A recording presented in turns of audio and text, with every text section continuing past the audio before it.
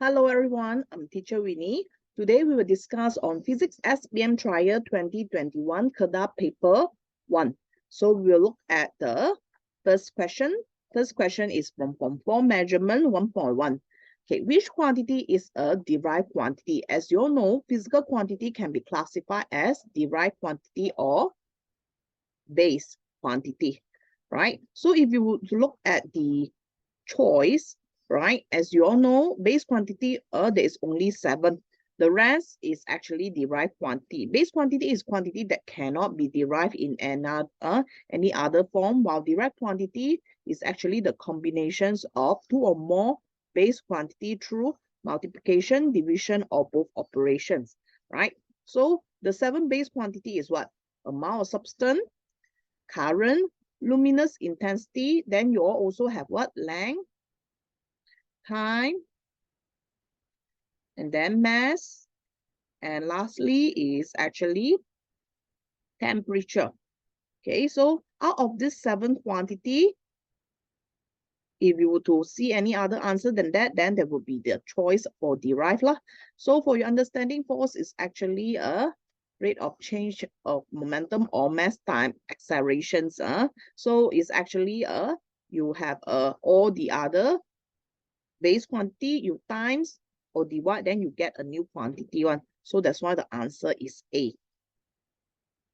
Okay, next questions. Questions number 2. Diagram 1 show Richard stand at O. He walked toward A, then moved toward B, and then stopped at B. What is the displacement of Richard? So this is under chapter 2, 2.1, the concept that you need to know the difference between displacement and also distance. So as you all know, displacement is actually vector quantity that take into account directions, but distance is actually scalar quantity. So now we focus on the idea of displacement. So generally the definition for displacement is the shortest path between 2 points in a specific direction. So the initial position of Richard is at O.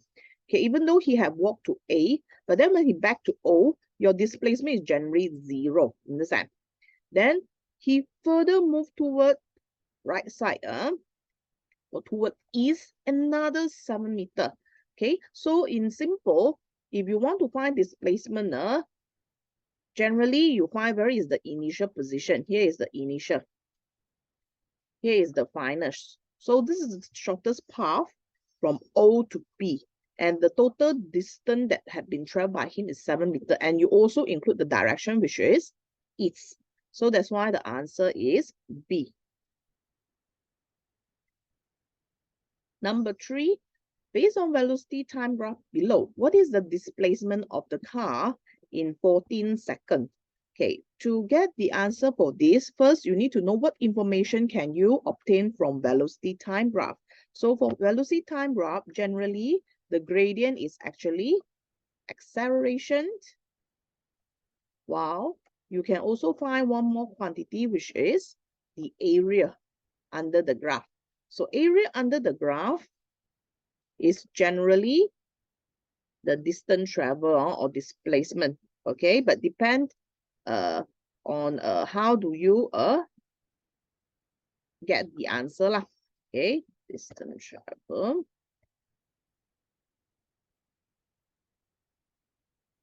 Okay, so basically, if you have the idea on the whole motion, so teacher briefly explain on in a line graph, so it's easier for you to get the concept. Okay, so OA actually had gradient, correct? So basically from A to B, okay, the object actually, the car actually accelerate, right? And then at B to C, it will move at constant velocity because no gradient. So the velocity is constant, the same all the while 10 meters per second, 10 meters per second. And then until D, he actually slowed down. So what is the idea from D to E? So basically from D to E, right, is a negative graph, correct? Negative graph. Okay, but then the velocity, if you notice, it will come from 1, -1, then until -10. This means the velocity increasing in an opposite direction. So in this part, right, the negative idea refer to it move in opposite direction. So what is actually displacement again? shortest path. So if you want to find the shortest path, this means you need to know what is the distance from here to here. Okay, yeah, so this is A is the initial position, C is the final position. Okay, so from graph, right, you can basically obtain the area on this path from A to D. That means if teacher would to able to calculate from A to B this distance S1. Okay, then what and I also can get the area on what? On this D to E, point E somewhere lah, somewhere here, S2. So can I get the shortest path from A to this point? E lah, can, right? Yeah, so you use S1 minus S2. So indeed, if you want to find displacement, shortest path in a specific direction. So the formula is basically the area 1 minus area 2 lah. Or if you notice, I write S1, S2 here, right? So is S1 minus S2. But let's say the question asks you all to find distance. Distance, then you no need to take into account of direction. It's a scalar quantity. Then you just need to find the area for this one and this one. You plus together will do. Can if distance, because in case the question say distance also you just plus. Okay, but now we focus on this lah, right? So therefore you're going to find out the area at one side lah. So we find out S1 first. What is S1? So S1 is actually a trapezium. Formula for trapezium, half time A plus B. The A is actually 10 minus 4, you get 6 plus B, which is 12, then time with height 10. So hence you will get 90 meter. Now for S2, okay, of course, your value here got the negative, right? But then whenever we find area, we will actually modulus the sign, because sometimes they may ask you all to find distance. Sometimes they ask you all to find displacement. Of course, in this case, actually you include nothing wrong also lah. But then if based on the formula I guided just now, S1 minus S2, that means you have to modulus. If distance, then you straight away plus also the value all is actually positive lah, right? Not taking into account of the direction.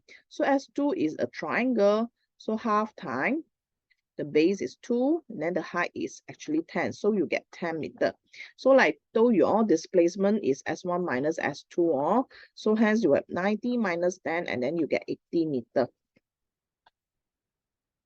So this is how you all solve the questions lah. Questions 4. Diagram 3 show a two steel ball P and Q are dropped from top of a building to the ground. Assume the air resistance is negligible. Which of the following velocity time graph show the correct motion of P and Q? So this question is under the concept of free fall. So first idea, you're supposed to know that, okay, for velocity time graph, again, you always relate the idea on graph, right, with gradient, area, all this. So gradient is referred to acceleration for this context. And because they fall down, so this acceleration also we call them as acceleration due to gravity. So if you all understand the concept under free fall, so actually the object will fall at the same acceleration due to gravity on Earth if what means regardless of their mass, right? If there is no resistance, air resistance acting. Okay, of course, if there is air resistance, then sometimes the object will be dragged slower, fall slower due to the air resistance, but they already say negligible. So this idea is actually free fall. So if free fall, they actually will not look into the mass itself. So they all will have the same acceleration due to gravity G. And this value of G is always the same, 9.81 meter per second per second. So hence, you get the gradient from velocity time graph, which is a line cut through 0, right? And they're supposed to be on the same. Yeah, so that's why the answer is B, because their acceleration is the same. Number five, diagram 4 shows two spheres R made of corks and S made of steel. Both are moving at the speed of 3 meters per second. Which comparison regarding momentum is correct? So you need to know what is the meaning of momentum first. Momentum symbol P is actually mass time velocity, right? In short, P equals to mv lah. Okay, so what is so different between R and S is R is made by cork. Then this is steel. So based on your understanding, which material is heavier? Steel, right? The mass is greater. So in this context, the formula have mass. Okay, since steel is higher mass, okay, the mass for steel is greater than the cork. So of course, the momentum for S will be more than momentum of R, right? So we see the choice. Yeah, so the option is A lah, or the other way around, momentum R is less than momentum S. Question 6. Force F act on an object of mass 3 kg on a smooth floor produce an acceleration 4 meters per second. And what will be the acceleration of the object of mass 5 kg if force 2F acts on it? Okay, of course, this idea you will link with Newton's second law of motion, which is F net equals to ma. Okay, now of course, the idea of this resultant force, net force, is kind of important whenever you use this formula, right? Now, these questions, they actually mention that the floor is actually smooth. Of course, there will not be any frictional force. So that means your net force is also, the only force is actually the force acted lah. Okay, normally if there is frictional force, I will always ask students to write what? F minus frictional force equals to MA, because a lot of times students always forgot if there is a frictional force, right? So memang this context, your force is also F alone because your frictional is 0. Okay, so that's why what you need to find for the first step is you actually find out what is this force refer to. So F equals to 3 times 4, and then you get 12 Newton. Then next, now your force have changes to become 2F and your mass become 5 kg. Okay, so now your M is 5 and then your F is 2F, which is 2 times 12, and then you get 24 and then if you want to find acceleration, you just need to rearrange the formula and you still assume that the floor is smooth, that means no frictional force. So therefore A is actually F divided by M. Then you have 24 divided by 5. And hence you will get the answer for this one, which is 4.8 meters per second per second.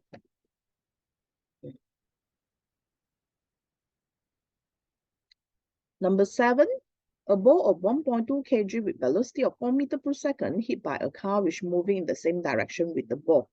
And then the velocity of the ball increases to 10 meters per second in 0.5 seconds. And what is the impulse on the ball? Okay, what is impulse? Impulse is actually a symbol J. You can have two ways to calculate impulse, which is the force multiplied with time of impact, or you can have a formula which is mv minus mu. Now, do not confuse impulse with impulsive force. Understand? Okay, versus impulsive force. I also show you this idea because sometimes you all will wonder why they put time there, because they want to confuse you or sometime. So we see what is impulsive force as well. We learn two things at one time. So impulsive force is actually what? Rate of change of momentum. So you have mv minus mu over time. Okay, that's mean divide by time. So if you bring the t to the other side, it becomes impulse, can? So memang they are different things. So now we are not on impulsive force, but we are in impulse. So now we look at the quantity given. We have mass, you have initial velocity, you have final velocity, you have time. So actually we just need these three quantity. We will use this formula, can? Therefore, you will have 1.2 times 10 minus 1.2 times 4, right? And then you press your calculator. Finally, you get 7.2. So the unit, they can be unit of momentum, which is kilogram ms negative 1. If you base on this, kg ms negative 1. Or if you would to base on another formula, which is this one, then it become Newton what? Times second. So that's why it's same thing. Kg ms negative 1 and Newton second is same thing. But you're careful when you all solve questions whether they want impulse or impulsive force. So don't be confused. Okay? Then we'll move forward to next questions. Number 8. Which of the following statement is correct about the gravitational force acting on Earth and Moon? Okay, now this question is a little bit tricky if you didn't read carefully. So this gravitational force is actually referred to two objects, which is Earth and also the Moon, whereby they have this force in between the two objects. Agree? They are talking about this force. They are not talking about the force that object and on Earth and also object on Moon, right? So generally, this is on this universal law of gravitation, whereby the forces will have same magnitude, understand, between two objects, same magnitude. And the formula that we always use is F equals to G m small m over r squared. Okay, so generally the force in between the two objects will be the same. So hence your answer is D lah. Number 9.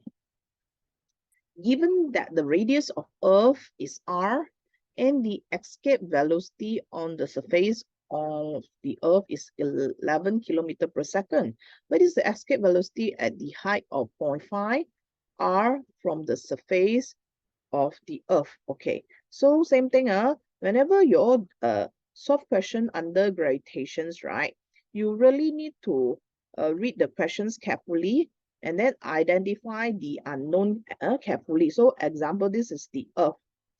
And as you know,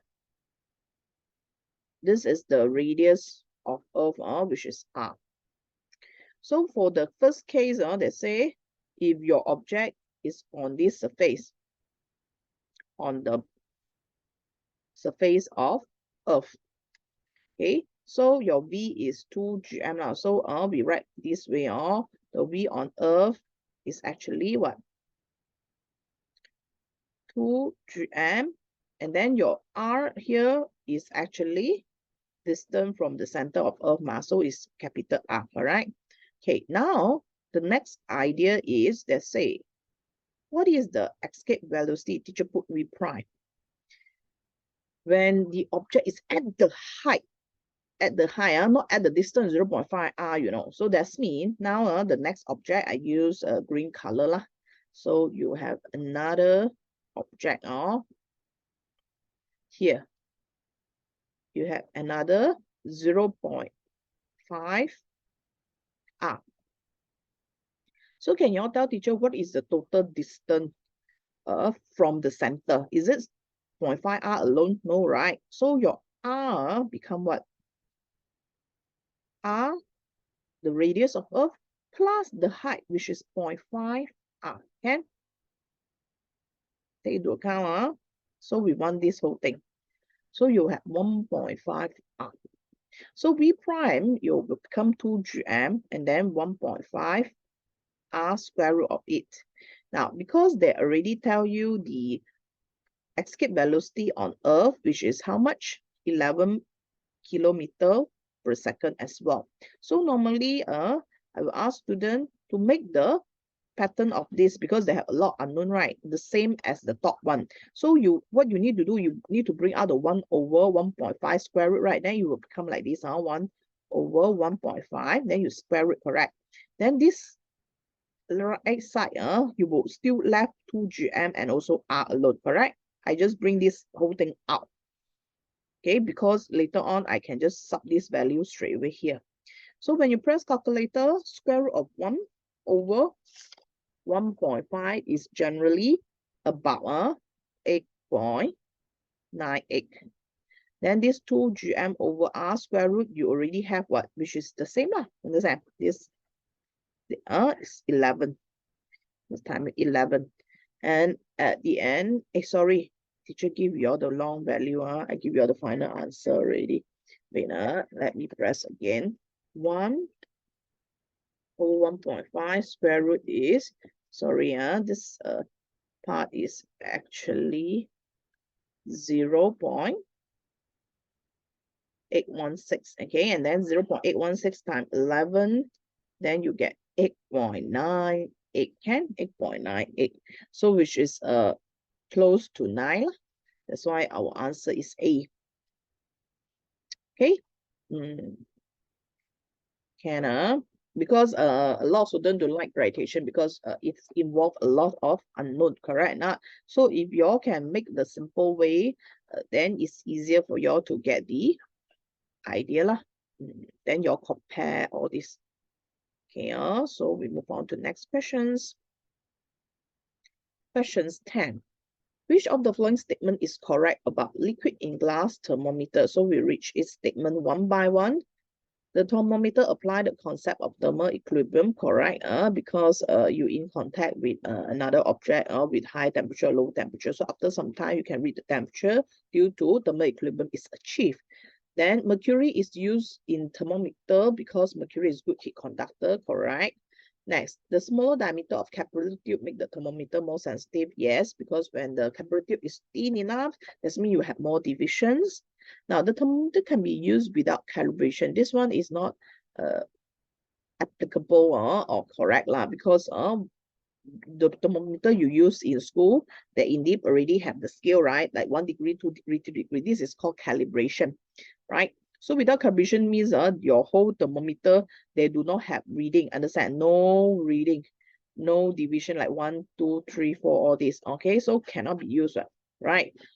So that's why the answer is A.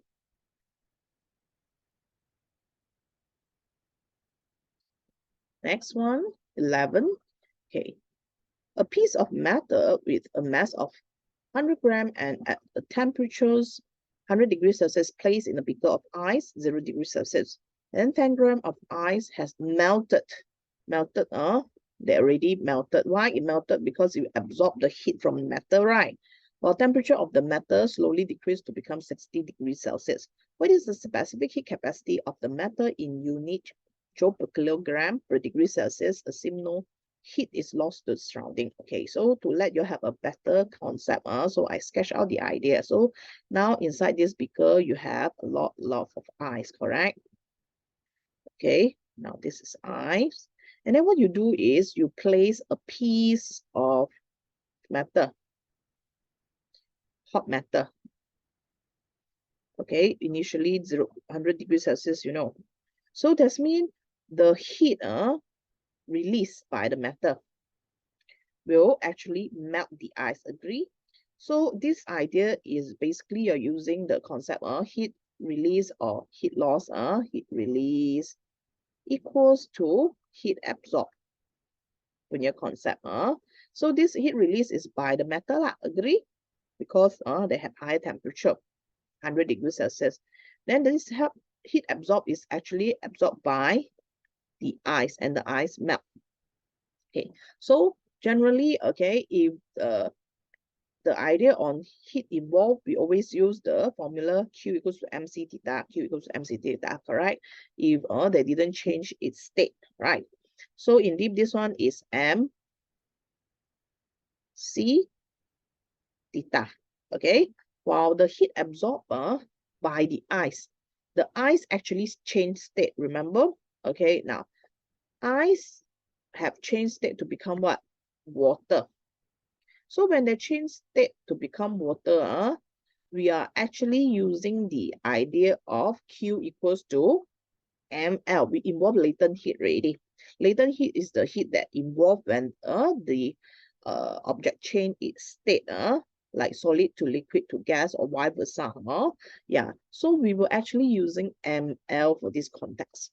Okay, now we can sub the value. So for metal, the mass is how much now? In these questions, because the mass of metal is gram, the mass of I also in grams, so I no need to change to kilogram. But if you change, also doesn't matter. But if let's say got one quantity is gram, one is kg, then you have to change them all together, become kilogram lah, SI unit better.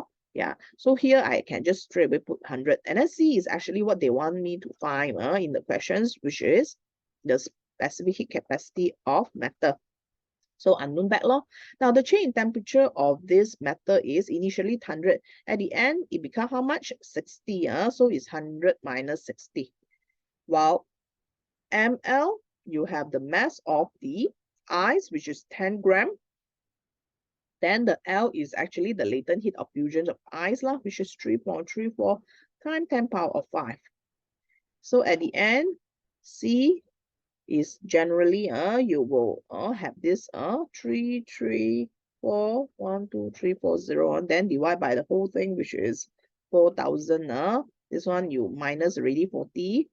40 times 100 is 4,000. Then at the end you get 835. Okay, kilogram per degree Celsius. Okay, and also per kg, joule per degree, joule per kg per degree Celsius. So 835.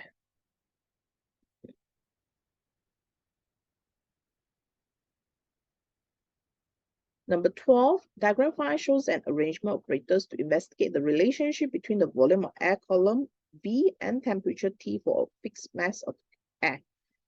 Which of the following graphs show the relationship between the volume temperatures and the temperature is in Kelvin? So every time when you involve the idea of this gas law, teacher always say one, you focus on this triangle, right? Inverted triangle, and then you have P, V, T. Okay, you have the idea of P, V, and T. And the three side itself is actually the three different law. You have Guru Bahasa Cina. This is Gay-Lussac's law. This is Boyle's law. And then you have Charles' law, right? So V and T is actually Charles' law, and this is also the setup of Charles' law. Okay, so a simple idea I always tell students, when we relate volume and temperature, you heat up something, you increase the temperature, what happened to the volume of the object? The object expands, right? So generally, they are directly proportional. But then whenever you have this idea, volume direct proportional to temperature, they're only applicable provided the temperature is in what scale? In Kelvin, they are absolute temperature. So Kelvin scale is also absolute temperature lah. So since they want you also to have the unit in Kelvin, then your answer is B. Okay, they are straight line cut through 0, can V and T. Okay, but what if the temperature is not in Kelvin? If they are in degrees Celsius, then you will have a graph of increases linearly. If you extended, you will have negative 273 degrees Celsius. Yeah, so this is just extra for you all. In case the temperature is in degrees Celsius, then there are increases linearly. So that's why a lot of time you cannot calculate V1 over T1. You have a formula, right, for Charles' law for calculations. Okay, you cannot calculate in degrees Celsius. You have to calculate in Kelvin. Okay? Because the formula is only applicable when the temperature is absolute temperature.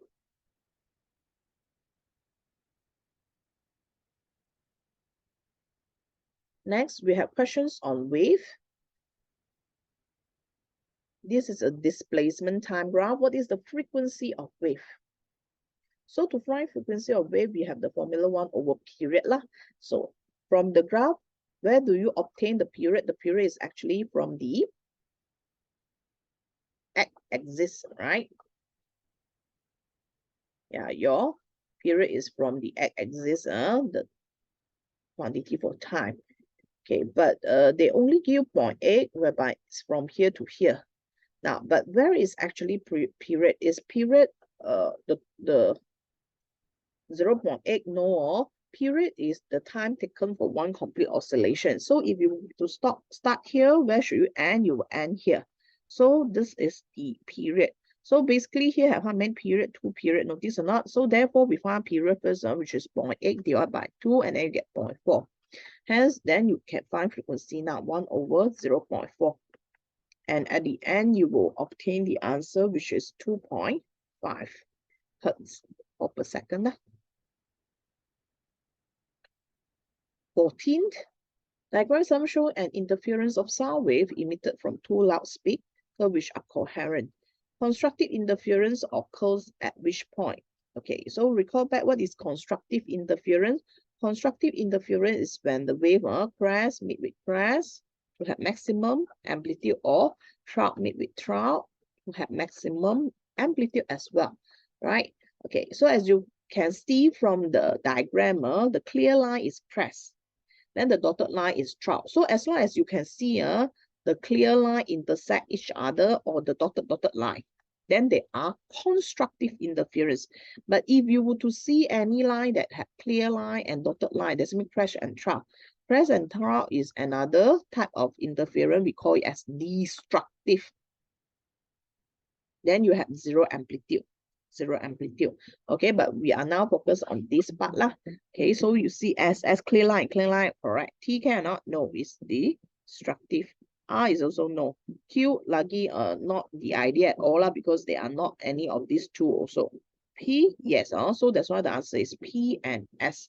So it's C. 15th. Diagram 8 shows a glass block is placed in front of a pen, and then the pen appears to be bent. The idea of bend, why you can see the pen bend, is due to when the light ray pass through medium of different density, right, from air to glass, right? So that's why refractions occurs. Refraction. So the answer is D. 16, also a very direct questions under light topic. They say what? Diagram 9 show a diamond glitters when struck by light. This phenomenon is caused by what? So, why the diamond look glitters or shiny or sparkling? Because the ray is keep on reflect internally. Get the idea? Yeah.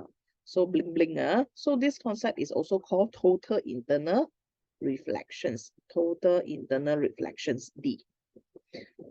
17, which of the following ray diagram produce image that is virtual, upright, bigger than the object? Okay, so if you have watched through a video recording from teachers or having classes, and I normally would tell students for convex lens, concave lens, convex mirror, concave mirrors, all these, they have some similarity and differences, right? Okay, so for lenses, convex lens, they will have 6 different characteristics when the object is placed at different position, whereby you have the idea of, like this case, I call it as first case, where they place less than the focal length object, the arrowhead is object. Then you may have the second case, object at F, then between F and 2F, at 2F, more than 2F, and also at infinity. You have 6 cases. Then their respective characteristic can be remembered by the rhythm called womb, rim, wrist, read. Okay, where this V is virtual, R is real, U is upright, I is inverted, M is magnified, S is same size, and D is diminished. Okay, so the answer is either 1 or 2, but then the best answer will be A, because for the second idea, the object generate at infinity lah. Sorry, the image is generated at infinity. At infinity seems like you cannot see. Also, the best idea is A. You can really see it upright, virtual, and also magnified. Bigger and magnified is same meaning. Okay, so that's why we choose A. 18. An object is placed 5 cm in front of a convex lens, which has a focal length of 10 cm. What is the value of M? The magnification of the image. Okay, this is U, object distance. Okay, so first step, to find magnification, you have 2 formulas. Either you can use the image distance divided by object distance, or you can use height of image over height of object. So of course, we can actually use this one. You already have object distance, but you need to find image distance. In order for you to find image distance, you actually use length formula. Length formula is 1 over f equals 1 over u plus 1 over v. And we actually have the focal length 10 cm and so object distance 5 cm. So we can find v lah. 1 over v is 1 over f minus 1 over u. And then you just sub accordingly. 1 over 10 minus 1 over 5. At the end, you have negative 1 over 10. But this is still 1 over v. We want v. V is negative 10 cm. Right? So magnification is v over u. So when we use magnification formula, we won't put the negative. So generally, for your understanding also, negative for image distance, right? It means virtual. That means the image formed by this idea is they are virtual. If it is positive, then it's real. So you have v minus u, but like teacher say, you modulus 10 divided by u, which is 5, and then you get 2 lah. So generally, the image is also magnified because your magnification is more than 1. 19 is from 5 topic, chapter 1 on the concept on resultant force already. So diagram 10 show 2 forces OA, OB acting on a point. And the resultant force is determined by parallelogram of forces. Which of the following represent the resultant force? So your given force, two forces, OA, OB. Okay, so when you complete your parallelogram, your arrowhead, they also must be same direction, but they're just parallel to each other. So the resultant force is actually the diagonal itself. So hence, the answer for this one is OC. Okay, so the diagonal itself is also the resultant force. 20. Diagram 11 shows a box being pulled by a man and the frictional force acting on the box is 4 Newton. Careful, there is frictional force acting on it. Okay, so what is the horizontal resultant force? Okay, so for you to solve these questions, first, you need to resolve the force with an angle to the x component first. So giving you a force. Generally, you can resolve it into 2 components, which is the x component fx and also fy. But because we want to focus on the idea on horizontal, so we actually don't look into the fx lah, right? Okay, so how do you relate the pulling force F40 and fx? You actually use trigonometry.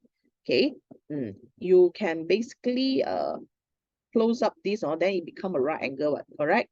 So which is the trigo that you use? Basically, you use cos, right? Okay, cos 40 is what?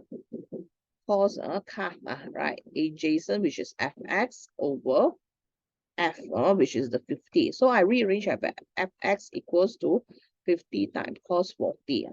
So I get my fx. After you press calculator, you're supposed to get the value of 38.3.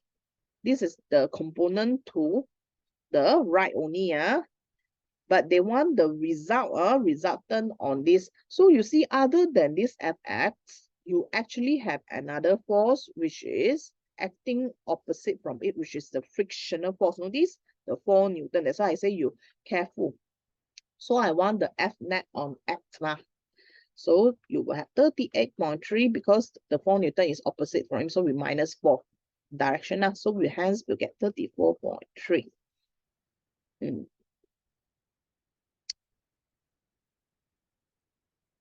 21. Which of the following phenomena show a force in equilibrium? Okay. Normally the context of equilibrium is ID. There are 2 conditions. Object is at rest or stationary, or the object is moved at what? Constant velocity. So we look at the options, okay, whichever idea that have either this at rest or constant velocity. A picture frame is hanging on the wall. If something hanging on the wall, I always tell students, are they moving or not? No, right? The fan hanging means at that point lah, correct? Your aircon, your clock, all this. Yeah, so actually you already have the answer is A. Falling cannot, they are moving. Any falling object have acceleration due to gravity. Taking off, that means you need to getting faster and faster. You have change in velocity. A ship is sailing in the sea. They didn't tell that they are either sailing at the constant velocity or accelerate or decelerate. So that's why it's not suitable also. 22. Diagram 12 show 1 kg of mass hung to 3 different arrangements of same spring, which is true about the extension of spring for each arrangement P, Q, and R. Okay, since they are subjected to the same mass of 1 kg, 1 kg, of course, obviously, the idea for you, Q is what we call the spring arranged in series, and then R is parallel. So if the spring arranged in series, they actually didn't help up each other. So individually, they will have their own extension. So if let's say they extend by 1, this one also extend by 1, x, I put. Okay, this one only extend x lah. But if there are 2 spring in parallel, they share the load. If they share the load, the extension will share by, depends on how many spring you have. Like this case, you have 2 springs, so divide by 2. If there are 3 springs, you divide by 3. So obviously, in this context, which have the shortest extension because the arrangement, they are less. So you will have R first, right? Then followed by what? P, then followed by Q. The extension is the longest, right? So the answer is B lah. Question 23.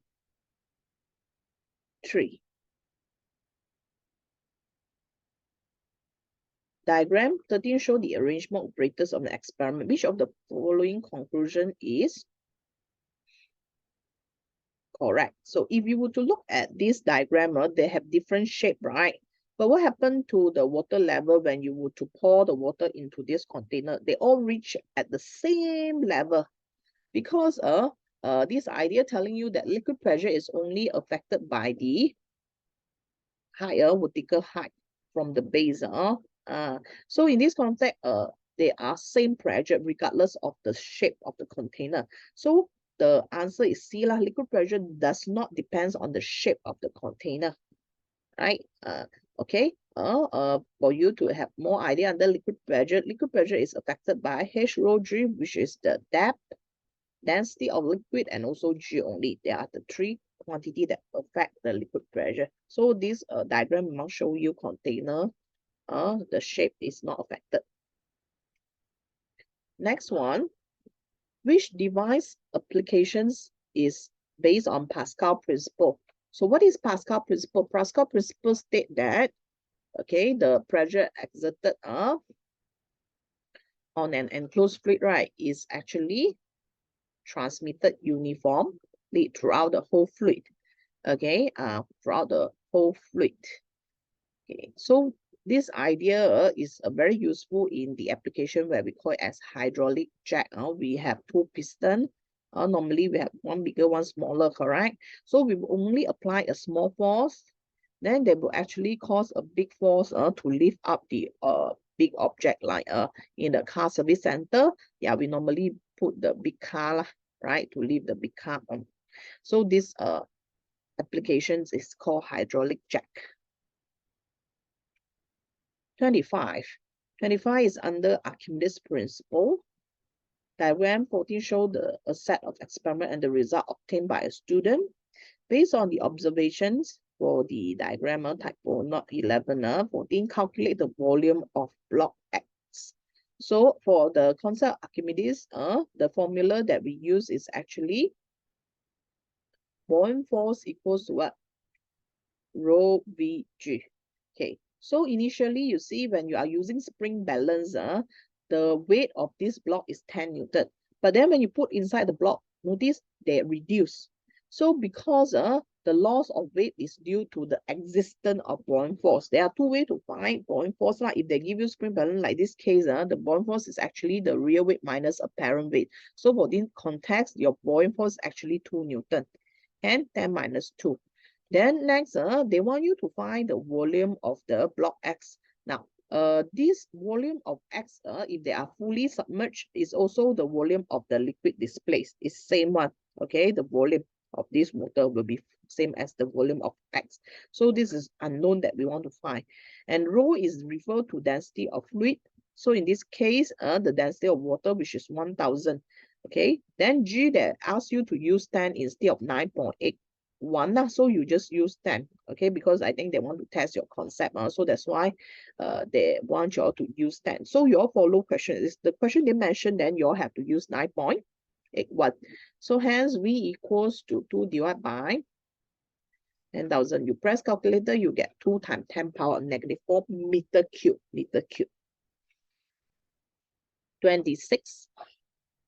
Current can flow from one point to another point due to there is a potential difference between 2 points in the circuits. So it just like one object can fall because they have two different positions, right? So object will fall from the high point to the lowest point, right? So the definition of potential difference is generally either work done or energy to move 1 coulomb of charge from one point to another point. So based on the option A, B, C, D, B is the definition for potential difference. The work done in moving 1 coulomb of charge from one point to another. Number 27, diagram 15 shows a graph V versus I for an ohmic conductor. What is the relationship by the graph? Okay, so any straight line graph cut through origin, we call it what? Directly proportional. So therefore, the answer is C. V is directly proportional to current I. 28. Diagram 16 shows a circuit in which the cell had internal resistance. What are the changes in the reading of voltmeter and ammeter when the resistance of rheostat is increased? Okay, which means in this context, resistance increase. So what is the effect on current? They will actually less, right? So for the context of ammeter reading, we will choose the one that decrease. But how about the voltmeter? Now, for voltmeter idea, you have to be careful. Now, their voltmeter is placed on where? Across the battery. So they are in the context of electromotive force. Now, you all have the concept of this electromotive force. You're supposed to have the idea, if you were to carry out the experiment to find the electromotive force, right? You will actually obtain a graph which is decreases linearly, okay, whereby when there is no current, when the circuit is open, or when the circuit open, you actually obtain what? The full voltage of the power source, right? Like the battery. So example, the battery is 1.5 volt, you will get the EMF from the y-intercept. Okay, so this is the concept of EMF, right? So now, if you were to decrease, you see, you decrease your current, what happened to a voltmeter reading? Your voltmeter reading will getting what? Increase. Notice or not? So generally, your voltmeter reading is increases. Okay, so the option is D.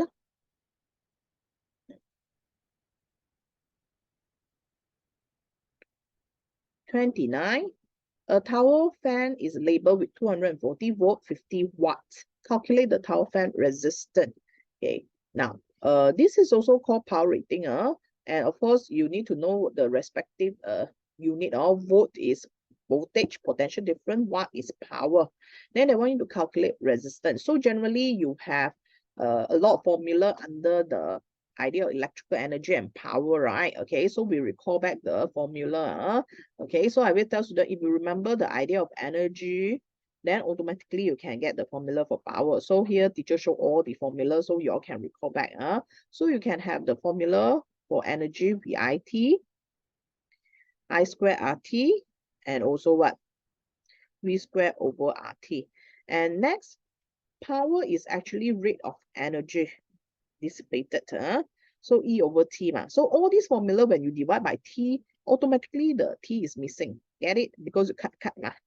Then you have P equals to VI, you have P equals to I square R, or even you have P equals to V square OR. So in this formula, 1, 2, 3, now we are focused on the formula on power because you have the context for power and resistance and voltage. So which one do you use? So you're going to use the third formula, right? Okay, so hopefully you all can remember all this formula. So you will have 240 square divided by 50. At the end, you will get 115, correct? Yes.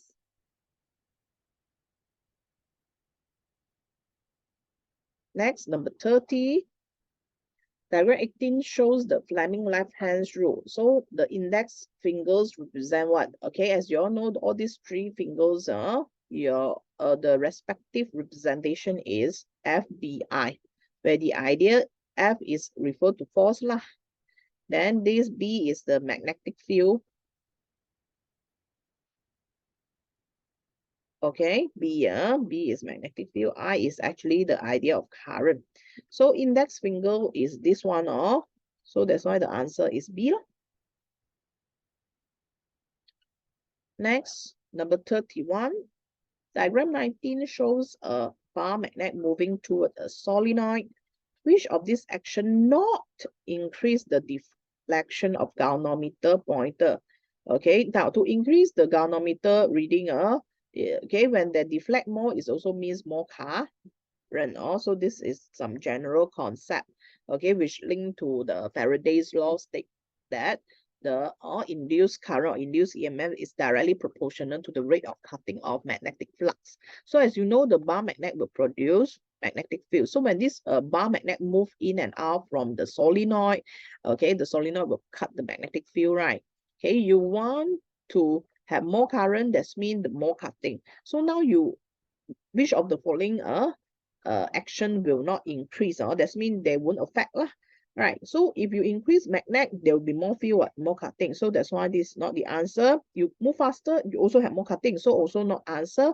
You reverse the polarity. Yeah, so this is the answer, because when you change pole, you didn't increase the field, or you cannot change the rate of cutting to be more or less, right? So that's why the answer is C. D, increase the number of coils. Same thing. You have more coil, you have more cutting. Okay.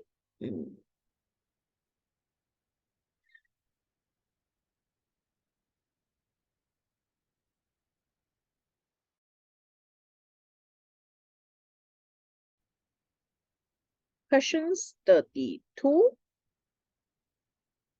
Diagram 20 show the structure of a transformer. So what is the function of laminated core in the transformer? So for understanding what is laminated core is, core, they actually cut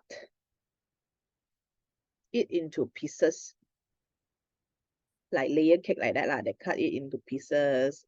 Then after they cut, they actually glue it back together. So the purpose of soft iron core generally is to concentrate the magnetic field. Okay, but then we want the idea of this field to linkage to the secondary coil and being cut by secondary coil. But somehow this core is also a conductor. If they are conductor, that means they can conduct electricity. So those current that they produce in the core, in the core is called eddy current. So we don't want this current, right? So how do we reduce this current? That's why we cut long and then we glue it back, because when you glue it, it's actually insulator. So the purpose for laminated core is to reduce eddy current. 33, diagram 31 show a transformer that's used to light up a bulb 60 watt. So if the efficiency of transformer is 85%, calculate the current when the switch is on. Okay, so they want you to calculate the input current, primary part, okay, and then this is VP. So the formula for efficiency is basically output power over input power times 100%. So we can actually find what is the input power first. So 85%, this is the efficiency. Then the output power is from the bulb, 60. And then in is what we want to find. So at the end, we can find out the input power is basically about 70.58 watts. So the power idea, another formula that are kind of famous, which is VI, VI. Just now, electricity, we also got to do this idea. P equals to VI. Okay, so of course this in, so we PIP lor. So you have 70.58 equals to 240 times with IP. Rearrange, you will get IP, which is 70.58 divided by 240, you get about 0.294. So it's B lah. 34, diagram 22 show the output waveform of a cathode ray oscilloscope screen. Which circuit will display the output wave shown in this 22? So what is this wave pattern? This is the output for alternating current, AC, AC. Okay, so under ABCD, this symbol is actually AC.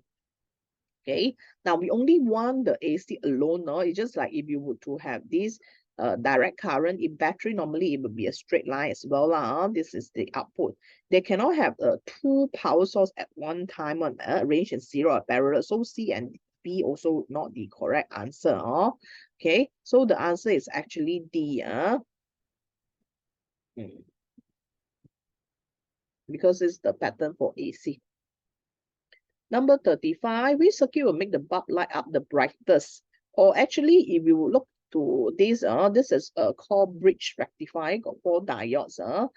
Basically, they can chain this AC at the end to become DC and more efficient. We say full wave rectifications, right? So how does this alternating current work? Is for the first half cycle, they will become positive, negative. So the current will flow. Then at this point, they need to choose which the diode connection enable it to be forward bias. So forward bias is when, okay, this is the symbol of the diode. So the back part of triangle is the P-type semiconductor. This is N-type.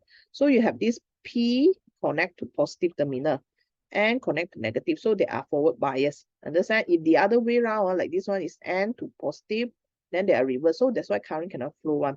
First half cycle, the current can flow this way, and then they will pass through here, and then they will go back a cycle. Okay, then next half cycle, the current become what? Negative, positive. Then now the other way around, from positive here, upon this point, again, you want forward bias, choose S. Then again, they will go through a cycle, then pass through P, then they complete a cycle. So the answer, remember, is A. Okay, we see B, C, D, why they cannot. So like for B, okay, assumption, positive, negative. Upon this point, actually two direction is also reverse bias, so cannot work. Okay, C, okay, you can move. Same thing, you see, you cannot. Because this is positive and then this is N-type, then remember reverse means no current flow. How about this one? Positive. Okay, it seems like you can pass through this. But upon this point, you see, they need to go back from high potential to low potential. So you cannot choose P. If you choose P, you go back. Okay. Or another idea in case like structure question asks you, you must always bear in mind the two diodes that are parallel to each other, right? They have to arrange in same direction. Notice these two diodes that are same direction. If they're opposite, then cannot already. There isn't opposite already. Okay. This one same kind, this one opposite. So you have any two diodes which are parallel one in opposite direction, that means they cannot work already. Next one, 36. Which circuit will not light up the bulb? Okay, so this is a transistor circuit. Okay, so normally you can actually let the current flow. Okay, as you all know, in a transistor you have two main circuit, right? The one that connect, you have three leg, collector, base, and also emitter. BE is also called base circuit. This is also called collector circuit. Okay, so what you do is you look at the battery terminal. But current will always flow from positive, negative. You see, like this one positive, then go here, go there, then one cycle. Similarly, for this one, positive, negative. So you see, if the arrow on the transistor here is same direction, that means that can work. Now, of course, they say not, sorry, this one can work. So the bulb number will light up. Same, you look at the direction of battery, positive to negative. Same direction, right? Then you see this one, positive, negative. When they reach the transistor, right, the arrow is same direction, that means they can work.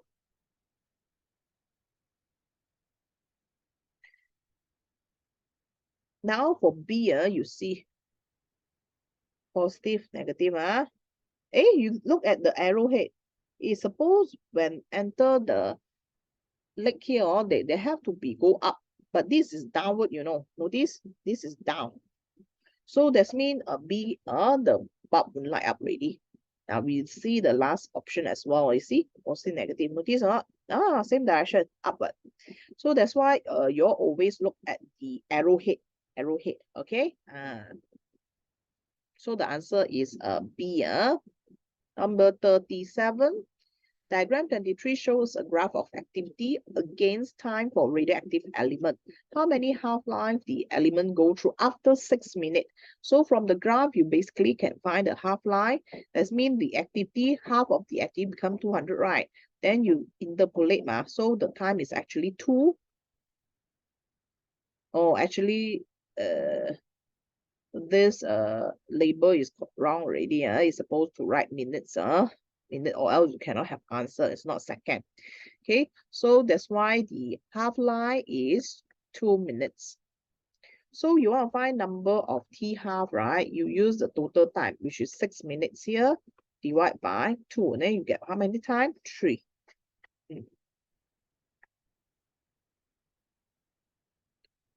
38. A radioactive decay is represented by these equations. Polonium become XOR. Then by emitting alpha particle, determine the value of A and Z for the nucleus X. Okay, so they want to know what is this A and Z. So it's like a chemistry, we have balance equation. Now you're careful on sometimes they will come along with like a number of alpha. How many number of alpha or beta? So in this context, you have 2 He42. He42 is actually what we call as alpha what? We also call them as alpha the helium nucleus is alpha particles or helium nucleus. Okay, so because they have 2 so when you do balance equation that means this 212 must be equal to A plus 2 times 4. Understand? 2 times 4. So hence A is how much? 212 minus 8, you get 204. Then same go for the bottom one. 84 equals to Z plus 2 times 2. 2 times 2. Okay, then Z equals to 84 minus 4, and then you get 80. So 204 and 80. So the answer is D. But sometimes they won't put the number 2 or 3. That means you no need to times lah. 39. Which of the following reaction is an example of nuclear fusion? What is nuclear fusion first? Nuclear fusion is actually a reaction where all the is again is the combine of 2 lighter nuclei. Okay, combine 2 lighter nuclei to form a heavy nucleus. Heavy nucleus.